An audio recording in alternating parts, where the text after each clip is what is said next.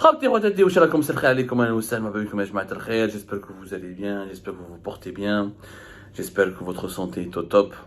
Bon, vous avez été très nombreuses et nombreux hier à réagir à l'émission que nous avons fait. Nous l'avons diffusée pourtant très tard, hein, à une heure tardive, pratiquement minuit, juste après minuit même.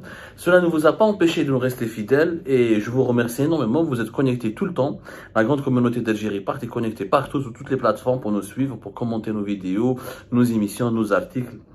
Eh ben, je vous remercie beaucoup pour votre interactivité, votre fidélité. Bon, hier, l'émission, je parle de celle qui explique comment la DDSE, algérien, les services secrets, le renseignement extérieur, la branche du renseignement extérieur des services secrets algériens, comment la manipuler et menti grossièrement Abdelmajid Tebboune dans l'affaire d'Amira Boulaoui, en lui collant, en fournissant des faux rapports sécuritaires et basé sur des informations bidonnées et falsifiées concernant une fameuse implication dans les services secrets français dans la fameuse affaire de Mira Boulaoui, alors qu'on est en train de voir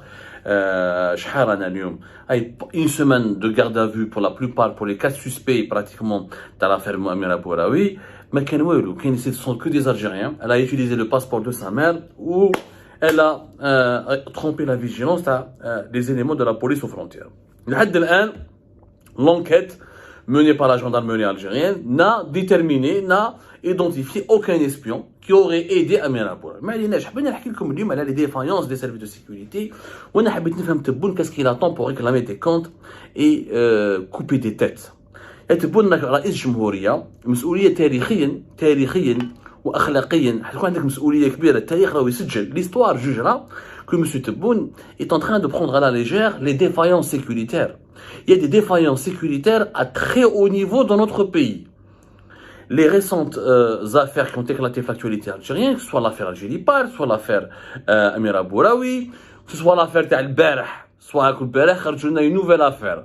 قال لك البارح à 3h du matin, la veille ou l'avant-hier à 3h du matin, un Algérien a appelé l'ambassade d'Arabie Saoudite pour la menaçant de la faire exploser, ou d'être un communiqué, ou l'ambassade d'Arabie Saoudite, ils l'ont obligé, ou apparemment, ils lui ont demandé d'après mes informations de faire un communiqué, ou déploiement des forces de sécurité, intervention des services de sécurité, la police, même les services secrets, même le حكموا هذا الإنسان، à la fin خرج لهم واحد مهبول مريض من راسه عيط بالتليفون.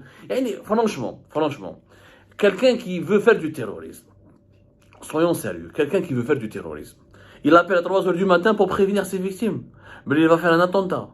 soyons sérieux. حنا عشنا le terrorisme. يا الناس حنا ما كاينش واحد يعرف الارهاب كيما الجزائر والجزائريين.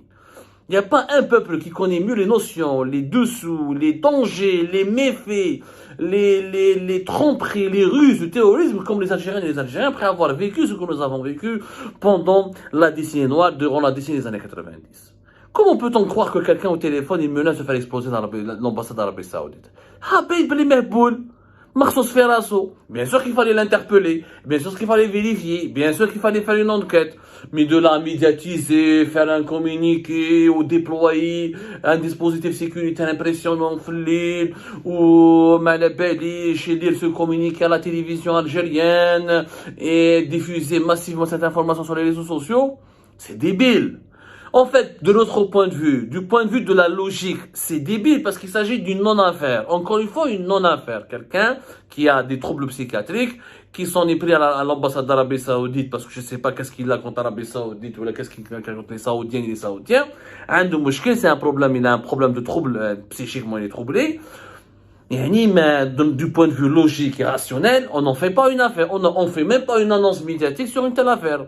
Le nombre d'appels téléphoniques que des fous, des malades, des dépressifs font par jour pour semer la terreur, la panique ou pour se moquer de leurs interlocuteurs au bout du fil, il y en a des dizaines, des centaines, c'était pas des milliers par jour. S'il faut faire des communiqués, déployer des forces de sécurité à chaque fois qu'il y a une telle un gag ou là une telle blague de mauvais goût, les services de sécurité en Algérie n'ont pas travaillé.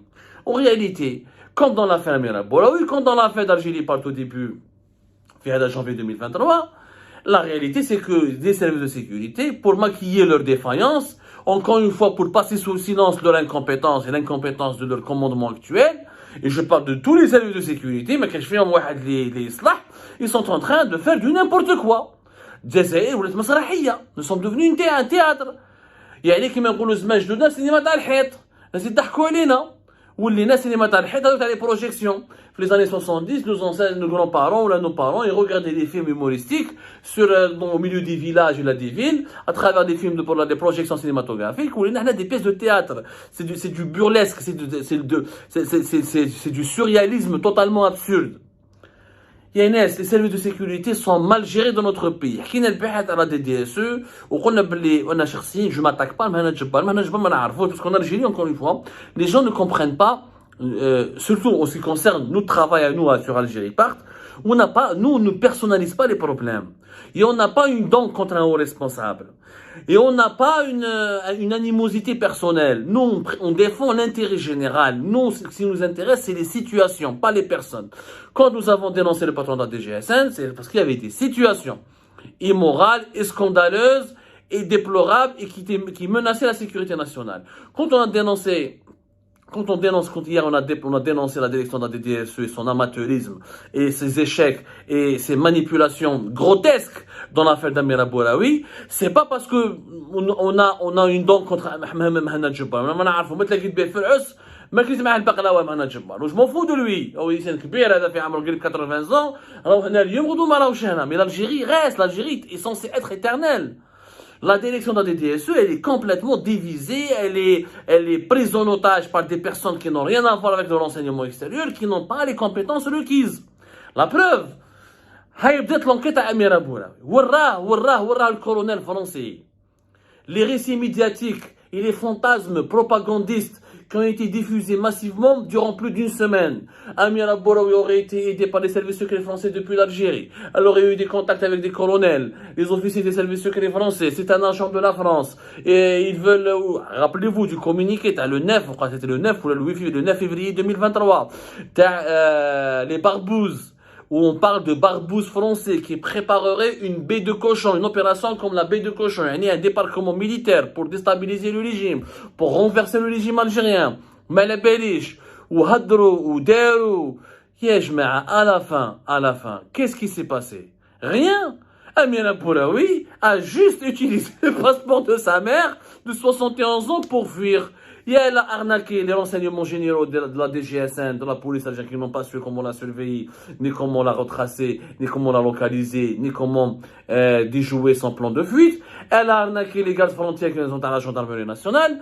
Et surtout, elle s'est moquée grossièrement, de façon grotesque plutôt, elle a roulé dans la farine. Les agents de la police aux frontières, t'as le poste frontalier, t'as Oumtboul, entre le Tarf, à l'entrée de la Tunisie. هذه حكاية ما دخل فيها des agents secrets ما دخل فيها des services secrets ما دخل فيها un colonel ما دخل فيها je ne sais pas qui. Amira Bouraoui elle a subtilisé le passeport de sa mère وهربت لهم. Ça fait plus d'une semaine que la gendarmerie algérienne enquête. Mustafa Ben Jema'a Meskin, plus d'une semaine de garde à vue. Yassine Ben Tayyib, cousin d'Amira Bouraoui, ça fait pratiquement une semaine maintenant. Le taxieur ou la maman d'Amira Bouraoui, 71 ans. Warrah hadou les agents étrangers qui ont aidé Amira Bouraoui. السؤال يبقى مطروح. On a arrêté de façon spectaculaire Mustafa Ben Jema'a. On a malmené et transféré la mère d'Amira Bouraoui depuis Alger jusqu'à Annaba.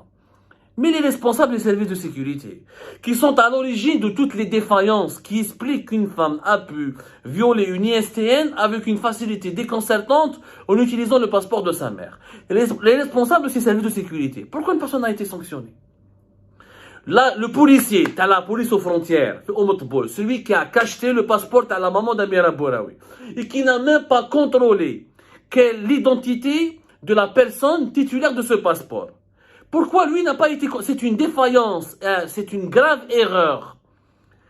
Mais c'est pas une défaillance, c'est une maladresse. Imagine, il dit un terroriste, il va trafiquer un faux passeport, il dit avec un taxieur, où il met dos, policier, donc le policier ne va pas contrôler, il dit la photo de Brad Pitt, ou la photo d'Angelina Jolie, où il va juste cacheter le passeport.